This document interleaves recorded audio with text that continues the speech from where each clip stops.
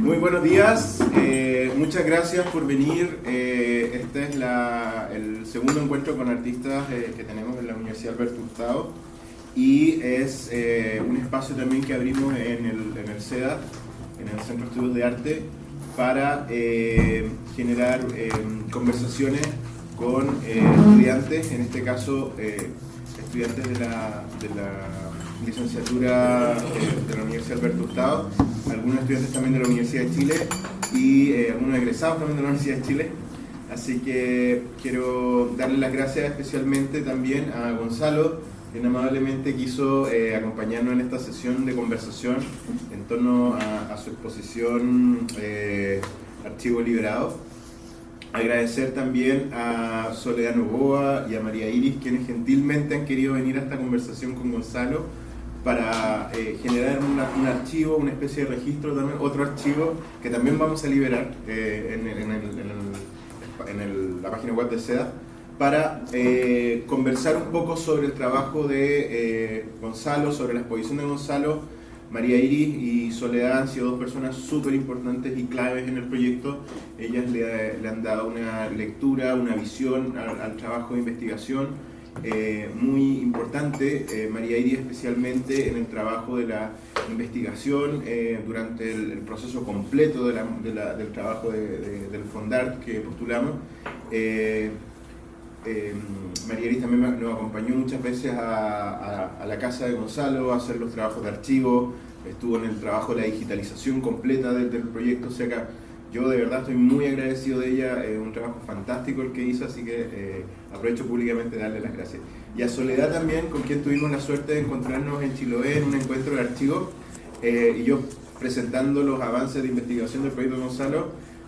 Nos concordamos, ahí encontramos que teníamos una especie de interés común, ¿no?, en la obra de Gonzalo. Ella hace mucho tiempo atrás, cuando era curadora del Museo de Bellas Artes, también tuvo un trabajo de investigación ahí con la obra de Gonzalo y fue muy bonito poder incluirla en el catálogo, y hizo un texto maravilloso que también está en el catálogo de la exposición, así que y también, bueno, gentilmente viajó varias veces también a la casa de Gonzalo. Y la tercera persona que quizás nos falta acá es Carla Maquiavelo, quien también ha estado desde un inicio muy involucrada en el proyecto de investigación. Carla, inicialmente pensamos este proyecto en conjunto y bueno, el tema de las distancias, ella está en Nueva York, es muy difícil que pudiera acompañarnos ahora, pero de todas maneras Carla hizo un texto maravilloso, muy bonito, siempre estuvo muy presente también en la investigación y vale la pena agradecer. Por supuesto también agradecer a D21, Proyectos de Arte, quien acogió la exposición cuando era una idea nomás, cuando era solamente un proyecto, cuando la exposición era un PowerPoint, y ellos tuvieron muy buena acogida y llegada con la exposición. Y también al equipo de SEDA y de D21, a Fernanda, a Alejandro también, que han estado siempre prestos y dispuestos a apoyar todo. Por último, agradecer también a Paula Ditborn y a Claudio Celis de la Universidad Alberto Hurtado y a Bárbara Pifre, quienes están apoyando la actividad. A Claudio, que gentilmente nos facilitó también parte de su, digamos, horario extra de trabajo para el curso Teoría de la Imagen Audiovisual con algunos estudiantes de la universidad, y por supuesto a Paula, directora de la licenciatura en Historia del Arte, y a Bárbara, directora de extensión. Así que sin más preámbulo vamos a dar inicio a una conversación con la obra de Gonzalo. La idea es que vamos conversando, dando algunas referencias sobre el proyecto, y después vamos a ir conversando con Gonzalo, haciendo algunas preguntas, quizás Gonzalo también hablándonos desde su propia experiencia personal de cómo ve esto, y la idea es que sea una conversación, de que hablemos entre todos, que pongamos ideas, para después cerrar esto con una visita en sala, para que podamos ver la obra ya más en terreno, que está justamente acá abajo. Así que eso, muchas gracias y bienvenidos. Vamos a partir, sí, María Iris. Bueno, yo preparé un texto. Me siento mucho más cómoda como armando una estructura a partir de la cual hablar. Es un texto corto, no se preocupen. Así que, bueno, voy a leerlo y después obviamente lo comentamos. Ya. Mi acercamiento a la obra temprana de Gonzalo Meza, como Sebastián Vidal denomina al periodo que abarca la actual exposición, comenzó a partir de los textos publicados por el propio Sebastián, primero en su libro En el Principio y luego en una publicación de un journal digital titulada Contrapuntos mediales como práctica artística en la obra temprana de Gonzalo Meza, la que recomiendo revisar por la interesante lectura que ofrece sobre una particular operación que propone el trabajo de Meza, aquella que pone en relación o en tensión a dos artistas o iconos pop a través del trabajo con fotografía y o video. Estas aproximaciones mediante los textos fueron acotadas al momento de conocer los materiales, al momento de llegar a Zapallar y de abrir las cajas y maletas que contenían los archivos. Cientos de documentos que dan cuenta de una estructura, pero que no configuran un orden, puesto que si bien es evidente que existe un sistema de fichaje, este responde a una poética de obra más que a una organización sistemática o razonada del trabajo producido durante décadas. Con todo esto, lo que quiero plantear es que la obra de Meza es extensa e imbricada, y por tanto puede ser abordada desde diversos puntos, siendo los textos uno de los posibles ingresos. Para él, lo que importa es la idea, es decir, el concepto que sustenta mediante lo material. Por ello, es que no distingue entre proyecto realizado y proyecto ideado, puesto que ambos comparten una base común que es el haber sido pensado, existir en tanto que reflexión. Esto lo fui aprendiendo en la medida en que iba organizando los materiales encontrados y buscaba su correspondencia con la línea de tiempo de sus exposiciones. Hay proyectos como la postal, video de instalación, ecosistema del metro, que existe solo en tanto documento. Esta pieza corresponde a una fotografía tomada por el artista en la calle Coquimbo, que muestra parte de la construcción del metro de Santiago. La fotografía está sobre un cartón. De hecho, esas luces que ven ahí fue como imposible borrarlas en el escaneo porque como está sobre cartón, queda así como un poco guateada, como se dice. Entonces fue como lo mejor que pude conseguir esa imagen. Está sobre un cartón, lo que sumado a una intervención gráfica con letras blancas conforma una propuesta. La imagen nos muestra la obra gruesa y a 6 obreros.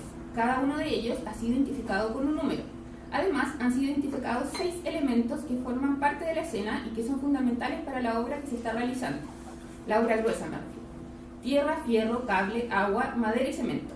Y se establece una medida en uno de los costados. Meza ha sido un observador constante de las relaciones entre naturaleza y progreso, ofreciendo una mezcla poco usual, ya que deposita su confianza en la tecnología al mismo tiempo que admira la naturaleza, instancias que suelen comprenderse como antagónicas desde una lógica binaria que entendería la tecnología como una superación de la naturaleza o como una herramienta para subyugarla. Él, en cambio, prefiere hablar de un ecosistema, es decir, de una comunidad en la que el trabajo humano en relación con los distintos elementos aportará un cambio, una nueva forma de conectar la ciudad. En el año 1975 se inauguró un primer tramo de la línea subterránea santiaguina, que iba desde San Pablo hasta Moneda. 2 años más tarde, esta se extendió hasta Providencia, y en 1980 llegó hasta Escuela Militar. Este proyecto de Meza se sitúa en ese arco temporal, y nos muestra su interés por hablar de otros cambios que la ciudad estaba sufriendo en el contexto de la dictadura. Esta postal, como la he denominado, luego fichada, como vemos en la siguiente imagen, ingresando al cuerpo documental también desde la ficha.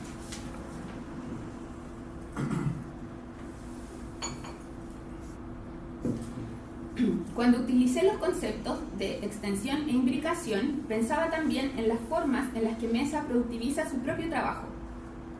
Una obra expuesta puede ser luego remontada asignándole nuevas referencias y aristas, por lo que la obra es siempre un material sobre el cual el artista puede volver. Esto sucede con la instalación Santiago 2.0, que fue parte fundamental de la exposición homónima que realizó en 1983 en Galería Sur. Me refiero al televisor instalado en el piso junto a un reproductor de video y un disquete que contenía el video que da sentido a la pieza. Se trata de la primera pieza audiovisual producida completamente por un computador a partir de la diagramación de una secuencia creada por Gonzalo. La imagen describe un mapa de Sudamérica que se transforma en un avión de combate y que realiza un ataque a Isla de Pascua. De fondo, bueno, este proyecto está muy bien analizado por el Seba en su libro, En el Principio, en el cual me basé también para hacer este texto. Ya. De fondo, en 4 columnas de papel, se encuentra el testimonio de Izumi Isujiro, sobreviviente del ataque nuclear de Hiroshima, impreso en código Morse. Esta obra pone en relación el conflicto nuclear y se instala como un llamado de atención para el contexto local. Mediante el texto que acompañó la muestra y a través de la tachadura, me refiero al texto del catálogo, Mesa superpone los contextos al describir la situación de Hiroshima, pero reemplazando el lugar por Santiago y la fecha de 1945 por 1997, sugiriendo una acción armamentista contra Chile en el futuro. 10 años antes de esa hipotética fecha, en el 87, Mesa remontó esta instalación en la exposición Chile Vive, realizada en España. Esta muestra es una de las de mayor envergadura realizadas en el extranjero en la época de la dictadura y tenía como objetivo dar cuenta de la producción cultural y artística del Chile bajo ese complejo contexto social. La exposición se llevó a cabo en el Círculo de Bellas Artes de Madrid y fue organizada por el Ministerio de Cultura de España, la Comunidad Autónoma de Madrid, el Instituto de Cooperación Iberoamericana y por Seneca en Chile. Y en ella se agrupó diversas disciplinas tales como fotografía, arquitectura, pintura, escultura y literatura, además de medios de comunicación. Además de Mesa, participaron otros 17 artistas, entre ellos Roser Bru, Gracia Barrios, Roberto Mata y Francisco Brugnoli, por mencionar algunos. Volviendo a la obra presentada por Mesa, esta tuvo variaciones. Por ejemplo, en su título. En esta ocasión se llamó Al este del Sol Rapa Nui, al oeste de Hiroshima, Cuerpos Quemados. Y el título consignó el arco temporal entre la primera versión de la obra y su último montaje al registrar las fechas de 1983 y 1987.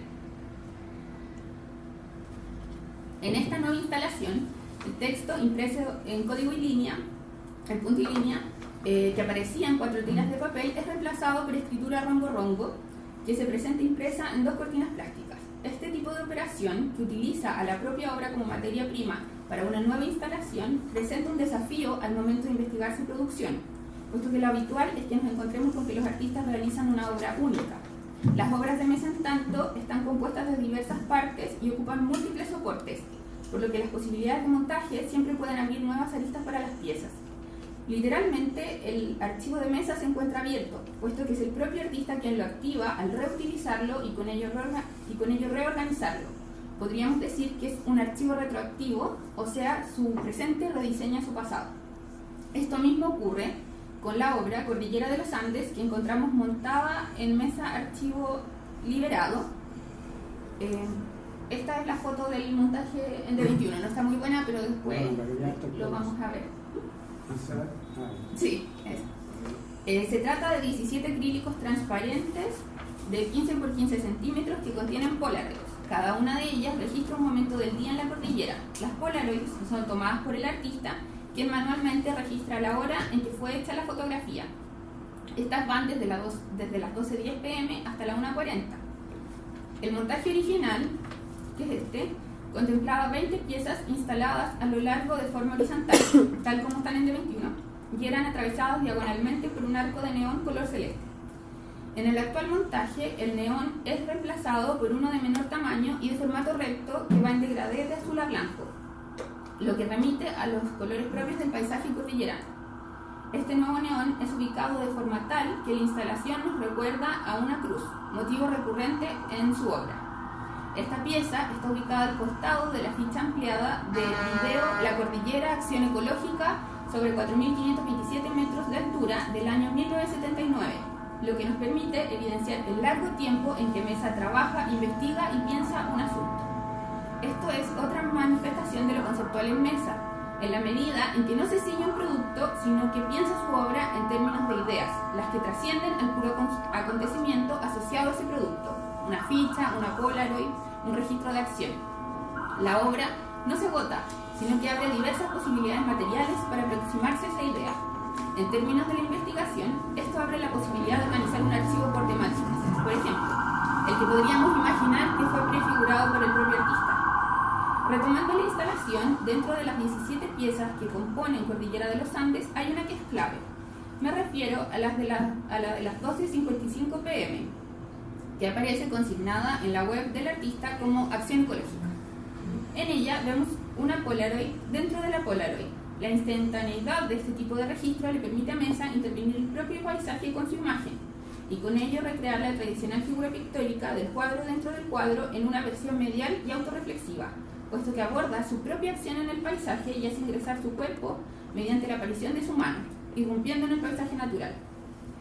Este punto abre lecturas respecto a lo que esta acción ecológica propone y me permite hacer referencia a un tercer punto que ha sido muy importante para mí al momento de investigar la obra de Gonzalo.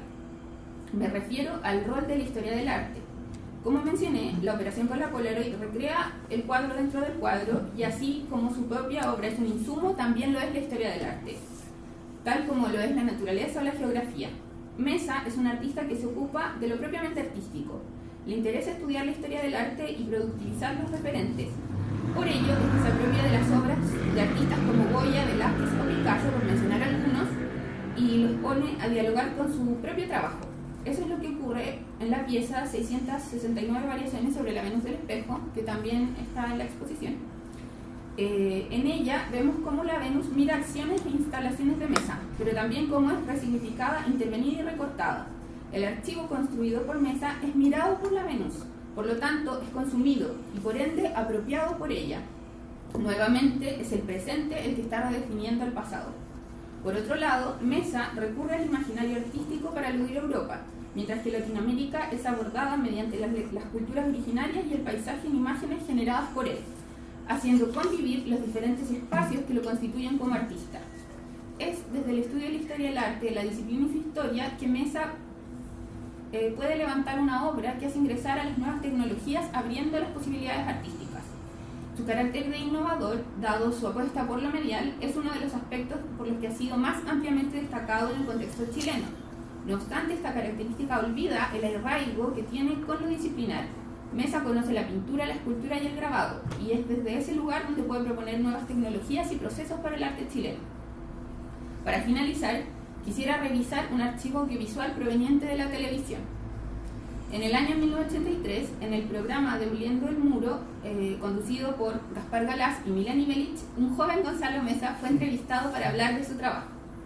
En el verano, y producto de una investigación sobre la relación entre historia del arte y lo audiovisual, me encontré con el registro de esta entrevista. Me parece importante traerla aquí, puesto que nos permite escuchar al propio artista hablando de su trabajo, y si bien Gonzalo se encuentra presente hoy, no es lo mismo escucharlo hablar de su obra a principios de los 80, cuando estaba, por ejemplo, trabajando en su exposición en Galería Sur, que luego de años de trabajo y exposiciones, que es el hoy. Así que voy a poner un video que tiene que funcionar. En la mayor parte de los programas hemos visto pintores, escultores, grabadores y dibujantes, aquellos que utilizan el pincel, el óleo, sobre un soporte por ustedes conocido. Hay otros artistas, sin embargo, como es el caso de Gonzalo Mesa, que utilizando la máquina fotográfica, la máquina del video o la multicopia Xerox, reproducen y crean una instancia de fijación de imágenes que son, en definitiva, las únicas en las cuales podemos ver su trabajo, ya que la obra en definitiva no existe. Díganos, maestro, ¿qué pasa en su obra y por qué tú llegas a estos mecanismos de fijación de imagen? Bueno, en primer lugar quiero aclararte que provengo del campo de la pintura y dejé de pintar por la utilización de nuevos materiales como artista contemporáneo, ¿no? Me fui a Europa y entonces me inscribí dentro del marco conceptual y ahí es donde he realizado los proyectos que podrán ver a continuación. ¿Cuáles son esos proyectos, Gonzalo? Bueno, son varios, pero he seleccionado 2 o 3 que me parecen importantes, ¿no?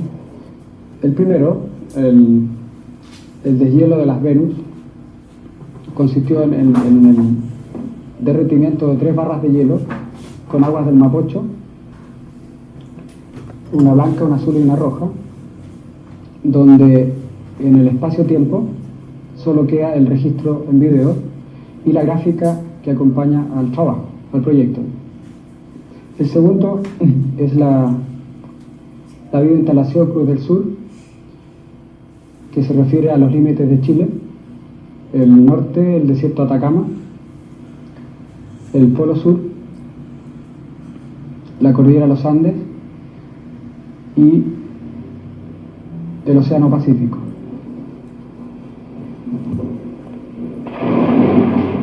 El trabajo de Gonzalo Metza está directamente relacionado con la tecnología de las comunicaciones. Utiliza la fotografía, la televisión o la máquina multicopiadora.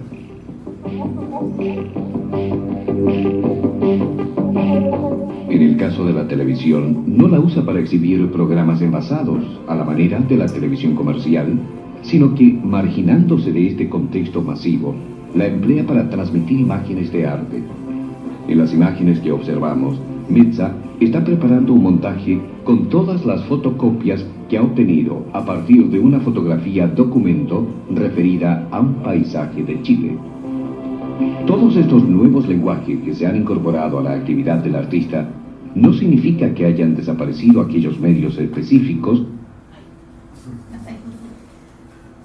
Ahora, y luego de haber escuchado al artista, me parece importante precisar también que, así como Metza puede resignificar sus obras y apropiarse de las obras canónicas de la historia de la pintura para proponer nuevos trabajos, nosotros como espectadores podemos apropiarnos de las obras independiente de los deseos y destinos que el artista les haya asignado, relacionándonos con ellas a partir de nuestros propios imaginarios, dudas o intereses.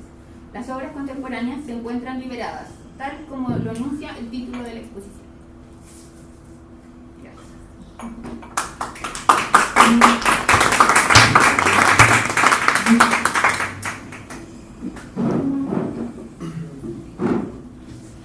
Muchas gracias por tu hermoso texto y tu buena presentación.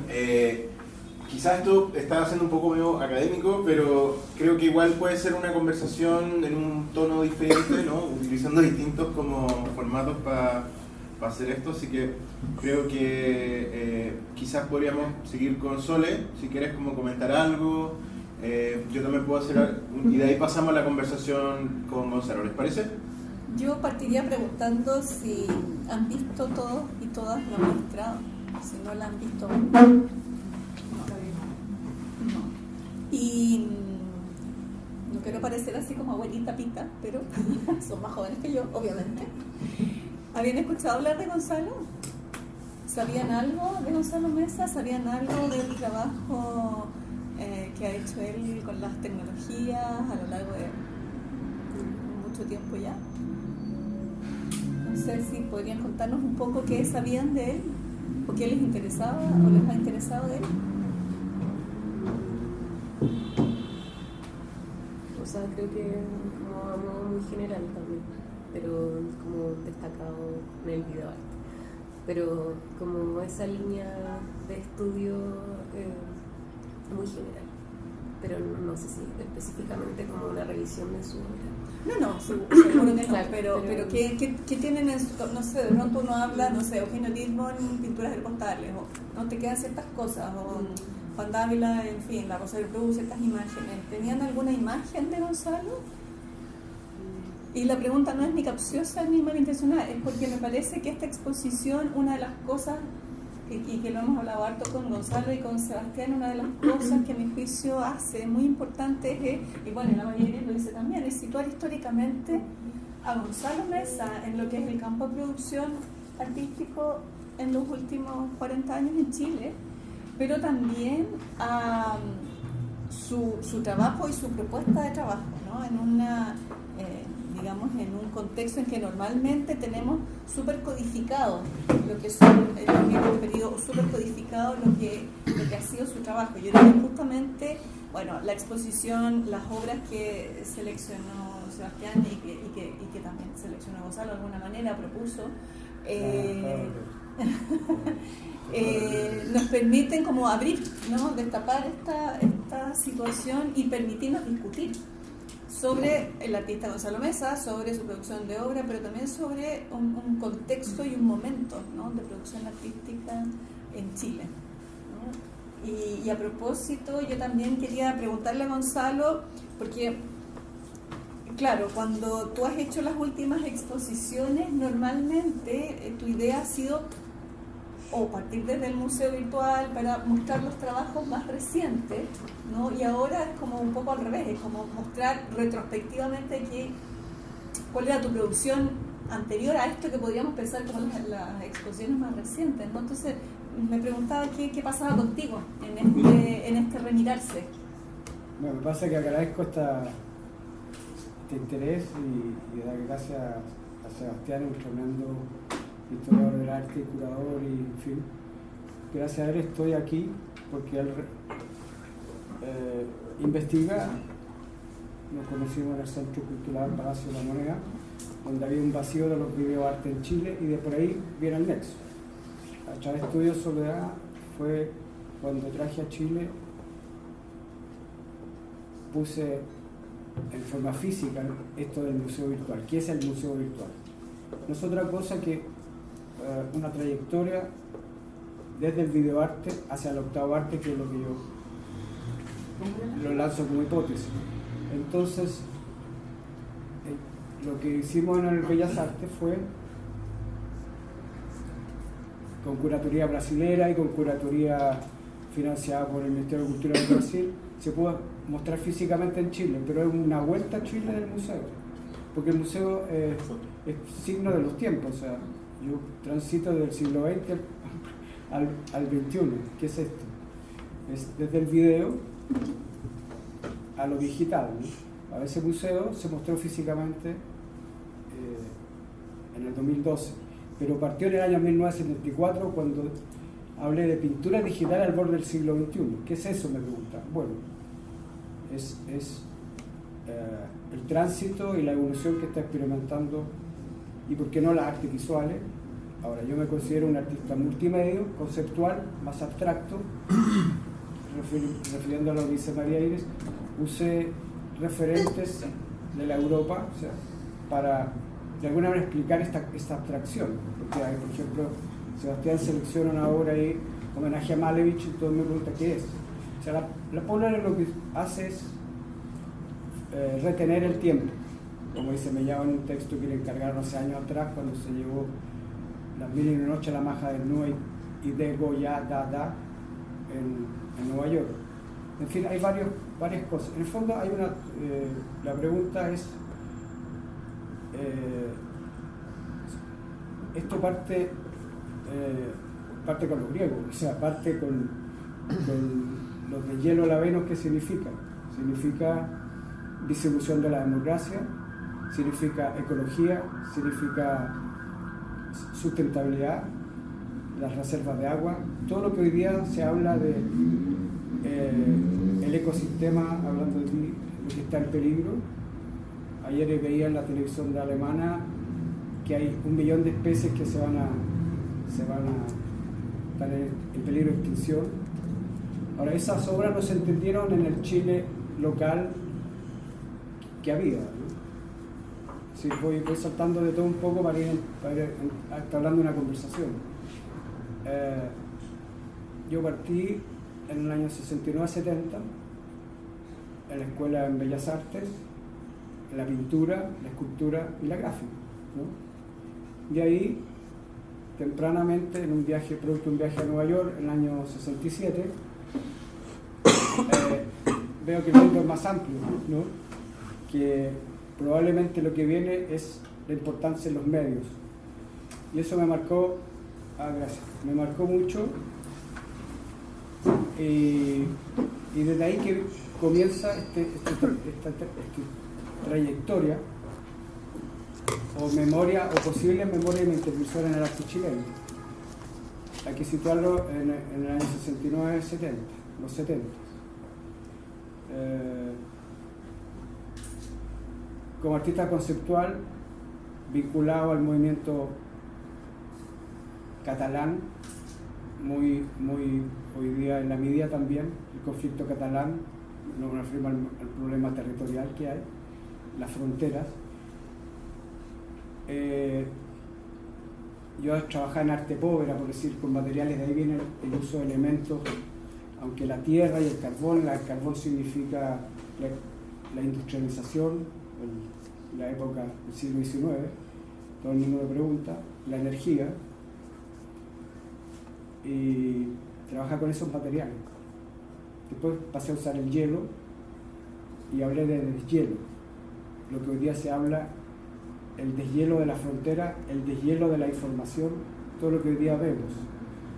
O sea, el tiempo en cierta manera, esta hipótesis de hablar del octavo arte, ¿qué significa? ¿No?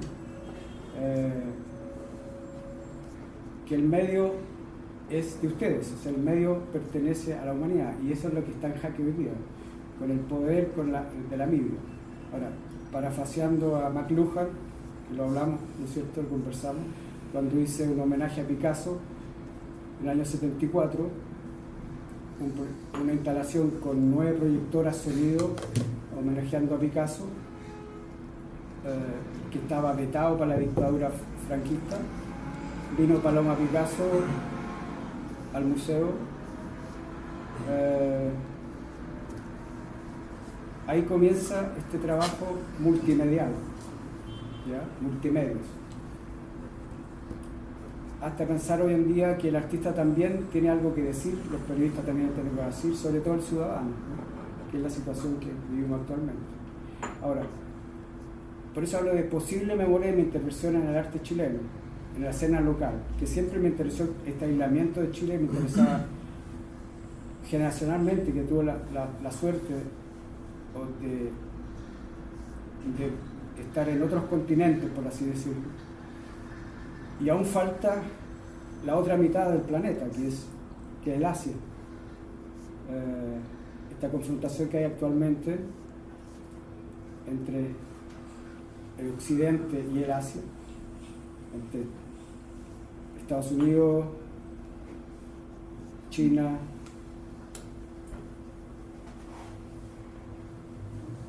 Rusia, nos falta la otra parte.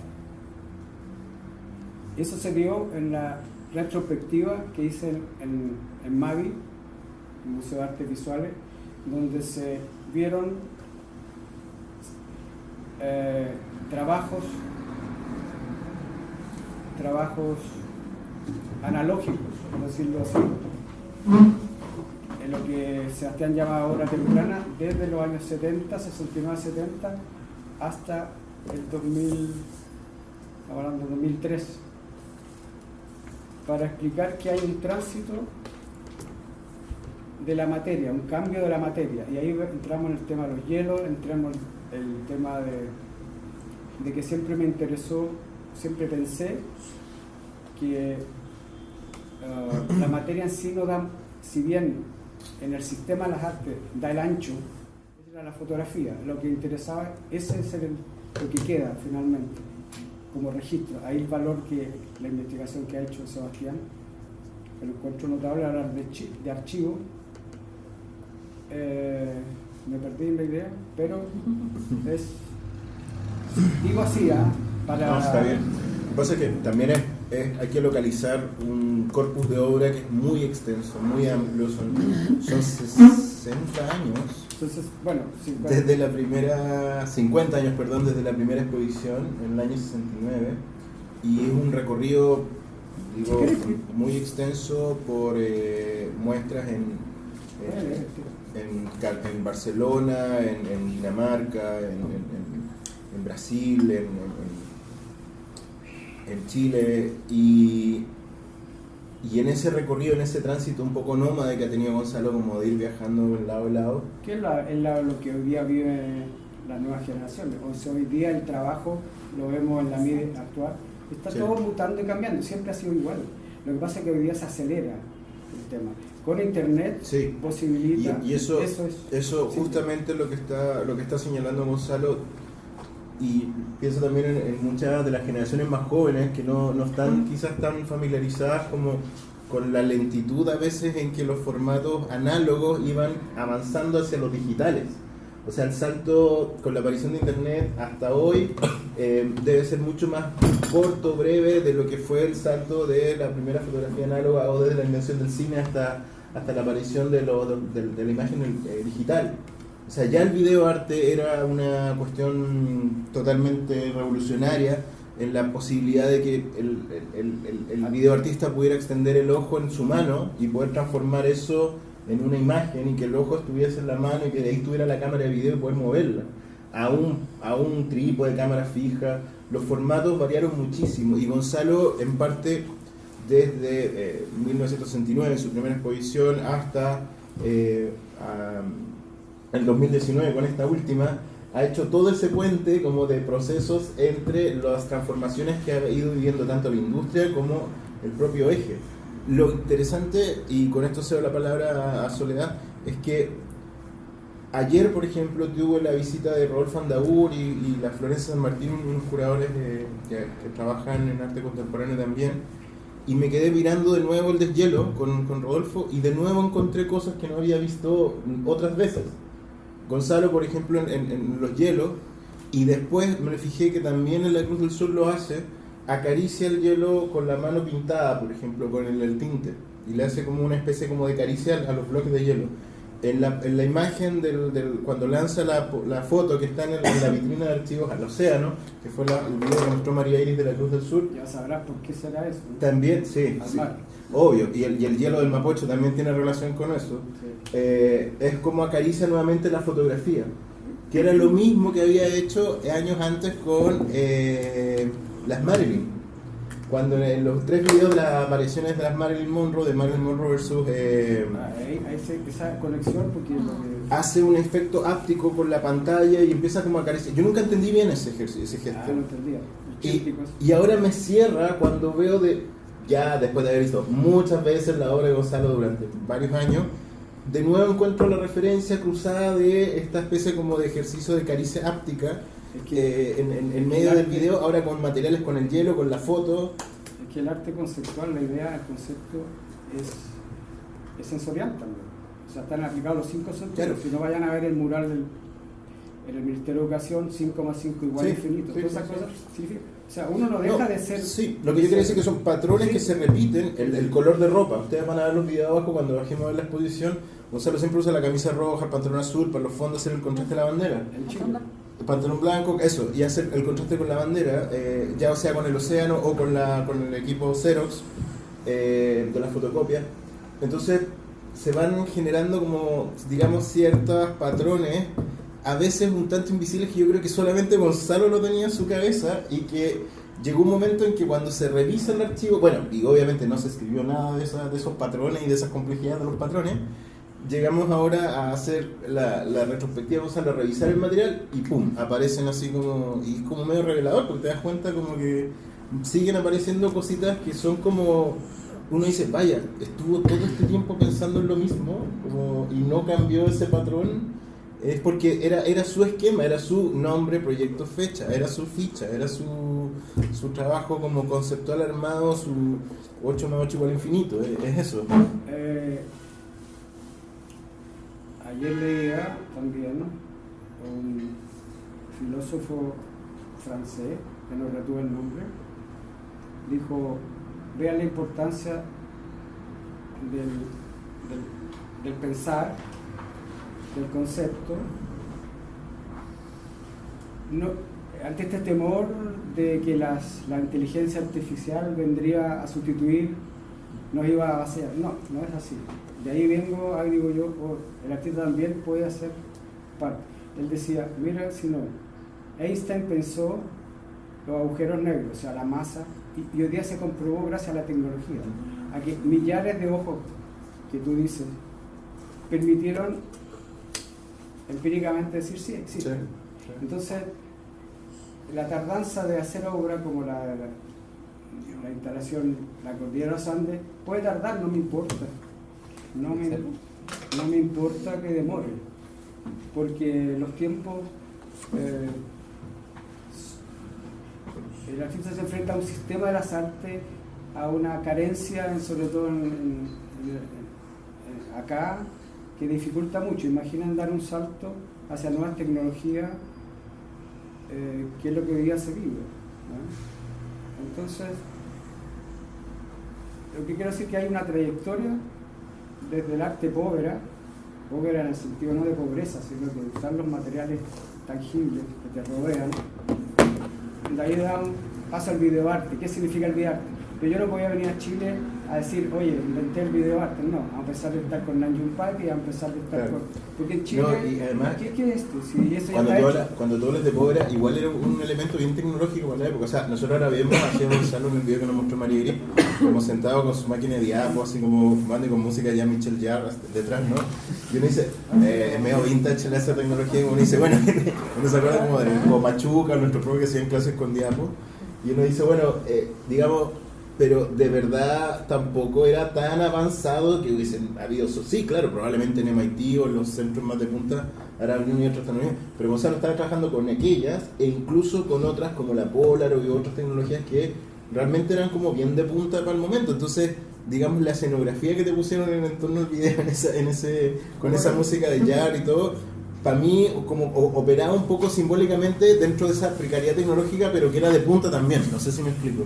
Sí, ahora futurista. Tengo que decir algo. Las conversaciones con Juan Daule, que es un virtuoso, que es un esteta del video arte, ya lo máximo que ha habido, hay que reconocer eso. Es como, yo lo considero paralelo a Mata, que dice, bueno, él es tremendo frente a los surrealistas. Bueno, yo le decía, oye, está bien, pero a mí lo que me interesa es la liberación de la información. Aquí la caja encerrada, ya, perfecto, eso pertenece al sistema del arte y a la vanguardia, pero lo que puede venir es lo que me interesa, y es lo que vino, es lo que está instalado. Entonces, eso es lo que interesa.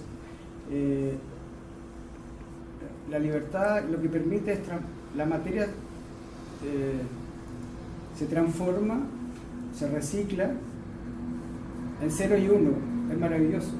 O sea, hoy en día estoy pensando en digitalizar en alta resolución todo el museo, toda la obra, y lanzarla al espacio, o sea, lanzarla a dónde. Sí. Cuando la especie humana ya esté, o sea, es demasiado. Sí. Pero va a ser así, o sea, ese tránsito que hablamos con Juan en Nueva York, decía así, y lo conversé contigo, te lo expliqué una vez conversando. O sea, ¿qué puedo aportar yo al arte visual chileno? Y llegas acá y el mundo es muy cerrado y muy metido en el tema de la situación geopolítica. Yo le agregaba la parte geopolítica, por eso la cosa de Hiroshima, que está muy de plena actualidad, de ahí que decidí recolocar la cruz de Hiroshima, que está apuntando hacia abajo. Hoy día se están saltando los códigos de paz en el mundo. Es muy importante lo que está sucediendo en eso. O sea, estamos todos amenazados. Las especies, ¿y para qué si el arte? El arte si no va a haber nada, un bombazo. Entonces, de ahí viene. Bueno, voy por ahí conversando y conversando. Sí. No, yo quería comentar... ¿Contestar la pregunta? Ah, No. Que además me parecía súper interesante a propósito del Demoliendo el Muro. Cómo están presentando el video, que nosotros llamamos hoy día video. Cuando hablamos de video entendemos lo que estamos hablando, le podemos poner el apellido video arte como para situarlo, pero en el programa lo presentamos como televisión. Y eso me parece súper importante y súper notable. No, pero además tú lo sitúas, y aquí Gonzalo podrá corregirme sin duda, en los orígenes del uso del video. La televisión juega un papel muy importante, ¿no? Es decir, estamos haciendo televisión, pero otra televisión, ¿no? Entonces tenemos los experimentos del Paper Tiger en Nueva York, por ejemplo, ¿no? Televisión amateur, entre comillas, pero con señal abierta. Estoy pensando en el canal de la Victoria hoy día, ¿no? Y también estoy pensando, y me parece también fundamental, que no se han hecho esos cruces con desarrollo artístico en América Latina, ¿no? Yo citaba a los argentinos, por ejemplo, del arte de los medios o del CAI. Bueno, el CAI estuvo yo te lo conté, estuvo en Barcelona con Montada, nos invitó con Jorge Gluz, que hizo un polo de desarrollo feroz, y como son los argentinos con Messi y con todo el cuento, no, es que hago, porque son potentes para promocionarse el marketing. Bueno, fueron allá, y de hecho Jorge puso la pie encima y se fue a Europa y trató de invitar a Nanjun Paik, en fin. y nos invitó. Y de hecho, uno puede viajar en ese viaje, vino montada hacia Sudamérica, y hicimos los primeros performances, los video arte que hicimos en colaboración en Barcelona. Entonces, es eso, es decir, todavía hay un vacío. Hoy día se sigue hablando como el video arte como la vanguardia, no, el video arte ya es, pero ya, hoy día la multimedia es feroz. O sea, si el artista no aprovecha eso, si un médico no aprovecha eso, si un arquitecto no aprovecha eso, si un cientista político no aprovecha eso, está fuera. Bueno, Si yo un te biólogo- quería agregar algo, porque además acá en la mesa tenemos a Claudio, que es nuestro profesor de la imagen audiovisual y que hizo su doctorado en cine y video experimental. Y también tenemos algunos estudiantes que quieren estudiar videoarte, entonces como que, o sea, investigar historia del videoarte. Entonces, quizás, no sé, que Claudio nos podría hablar un poquito sobre esa reflexión que te hizo Gonzalo ahora, sobre esa muerte del videoarte, aparece, está en otros campos, está en el cine, está en el cine expandido, está en el... ¿Dónde podría estar el videoarte? Es una pregunta que me hago yo también.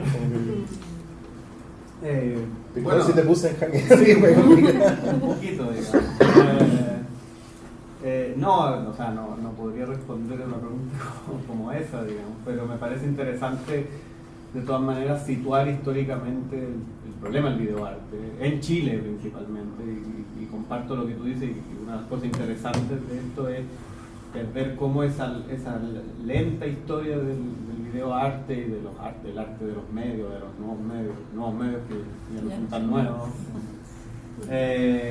cómo se fue gestando esa pequeña historia, digamos, paso a paso, y que, claro, tú mencionabas, no sé, uno ve historia del cine y se demoran 20 años siquiera en aparecer como un lenguaje narrativo tradicional, y hoy día 20 años ya es bastante cualquier movimiento artístico, digamos. Entonces esa aceleración es interesante, y la obra de Gonzalo, pero también la construcción de ese archivo, digamos, da cuenta de ese proceso. En un sentido me parece interesante. Ahora, ¿qué es el arte, videoarte hoy en día? Yo creo que videoarte, así como con ese apellido, yo creo que ya es como una cosa del pasado. Sí, es como medio arqueológica, ¿no? Sí, hay una cosa. Y ahora se habla como de video ensayo, estamos como en otros territorios como... Claro, menos limítrofe. Y más expandido, en el sentido de que el videoarte todavía es una obra contenida, digamos. Porque hoy día ya está intervenida, bueno, hay muchos artistas usando algoritmos. Bueno, allá no he hablado de eso. No he hablado de algoritmo, ni he hablado de la inteligencia artificial. Claro. Dije eso porque vi un salto, o sea, no hay que temer. El ser humano la imaginación del ser humano es tan potente. Como decía Da Vinci, el arte es mental, o sea, las neuronas son las que funcionan. Yo siempre he dicho, no es la mano la que pinta, si la gente cree que con qué pincel pintaste, ¿no? Si mata, conversábamos, no, es las neuronas las que están pintando, si en el fondo eso. Entonces, yo creo que la robótica nunca va a, o sea, sí, probablemente, ya no estaremos en este planeta, pero la robótica no va a reemplazar a la imaginación capaz de reflexionar, pensar, porque además, siempre conversamos, el arte es una retroalimentación. O sea, yo no me paro aquí, yo vengo del Velázquez, y el Picasso hace las meninas de Velázquez y son tan importantes como la... O sea, vengo de lo griego, en el sentido de organizar el país, así, la democracia, que hoy día está en crisis, en fin. O sea, hay una retroalimentación. Ahora, no creo que... sí, el videoarte es del siglo XX. Y cuando yo vine acá decía, oye, lo que viene es otra cosa.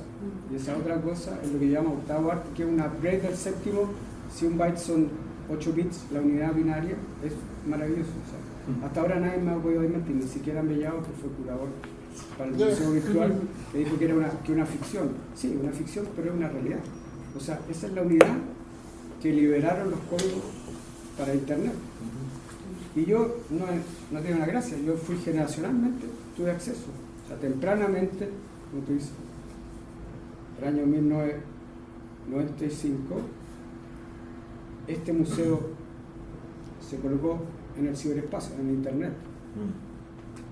O sea, mesa.cl estaba en internet. Y quería hacer un alcance, Gonzalo, también de tu página web, que Gonzalo, bueno, algo que yo digo en el catálogo, ¿no? Pero es el primer museo virtual que existe en Chile, como Gonzalo lo funda el 96, si no me equivoco. 95, perdón. Y es un museo virtual que, como lo pueden ver, está en un formato HTML, quizás como uno lo ve, sí, pues, uno lo ve como que quedó un poco medio old fashion o que quedó en un... Pero el gesto fundacional que hace Gonzalo en su ética como digital y es una cuestión muy duchampiana, porque finalmente cuando Duchamp hace el museo, el micromuseo, y mantiene estas estrategias como de regalar sobre amigos, él está fundando un sistema, como un modelo, ¿no? de condensar el arte en una especie como de módulo medio, ¿no? Transforma el museo en un medio. Eso es finalmente una cosa. Ahora, quiero decir sí, para terminar, y lo que hace Gonzalo con el mantenerlo en esa ética del 95 es como el mismo gesto de congelar, ¿no? Lo que el congelamiento de la Venus, el congelamiento. Él congeló su página web como criogenizada, así como encapsulada, ¿no? En nitrógeno, ¿no? en los años 95, como el gesto del primer espacio que se fundó. Y él ha recibido ofertas como de actualizar, de ponerle design y todo, pero su ética es mantenerla así, porque ese fue el momento en que se inició el primer museo virtual. Y habla muchas veces de eso, uno cuando a veces ve estos programas en las noticias de cómo era el primer Explorer, ¿no? El primer Netscape o el primer Altavista, claro, y eran formatos súper añejos, pero esas éticas como de pese a todas las actualizaciones, mantenerlo como en su registro estructural es una cosa muy de museo. Es como dentro de el upgrade permanente de internet, él lo musealiza y lo mantiene en museo. Entonces esa ética del museo digital o virtual en el ciberespacio, como dice Gonzalo, en el mundo de los bits, se mantiene como anclada, ¿no? Firme en un modelo que él no quiere cambiar, y que a mí me parece fascinante. Ahora, hay una cosa que nadie ha percibido, que servía de doble propósito, no siempre binario, o sea, la cabeza también es net art. Entramos en el terreno del net art. ¿Qué significa eso, no? O sea, este museo que comenzó el 75 me sirvió a mí a ser representante de Chile en la Bienal de San Pablo, en que se habló de desmaterialización del arte. Fue la única pieza conectada a internet. O sea, entonces me servía a mí un poco para hacerlo de cierta modo interactivo, dialogar con la obra. No intervención, sino el diálogo. Entonces el diálogo, como lo hice en la Bienal de Habana, era una pirámide de azúcar. Entonces yo recibía los mensajes. Hoy en día, bueno, lo recibo en cualquier parte, ¿no? Entonces, por ahí dice, este museo virtual fue subido por primera vez a internet en julio de 1995 en Chile, a fines del siglo XX, como proyecto de arte y net art, porque me servía para dialogar con artistas, colegas o personas que visitaron el sitio de la instalación. Entonces, en la instalación, el video, y entonces ahí también se ha ido retroalimentando. Sí. Ya. ¿Sole? ¿Quieres comentar algo? No, estaba escuchando atentamente. Pero también me parecía, me voy a desviar un poco, que eran los puntos. Uno, que era la cosa que me parecía súper interesante, esa relación con la televisión, ¿no? Y como una televisión como muy controlada, muy de objeto, ¿no? Muy videoarte, se subvierte, pensando, no sé, en Andrew Pike, su primera grabación, así como en un auto y toda la historia.